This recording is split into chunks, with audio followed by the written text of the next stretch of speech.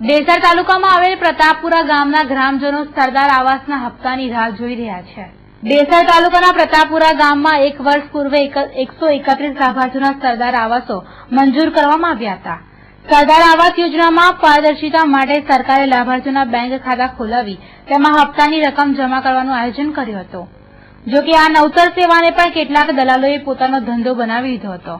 પ્રતાપપુરામાં પ્રથમ હપ્તામાં દલાલોએ ભરપૂર કમિશન લીધા હોવાની ફરિયાદ છે। ત્યારબાદ 42 જેટલા લાભાર્થીઓ બીજા હપ્તાની રાહ જોઈ બેઠા છે।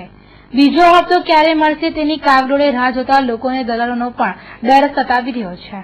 બસ મંજૂર થયેલું છે 17 થી 20 સ્કોરમાં આવતું હતું તેને છેલ્લા 1 વર્ષની અંદર અમારે 21,000નો હપ્તો હતો અને મને ખાલી લાભાર્થીને ખાલી 17,000 રૂપિયા મળ્યા છે।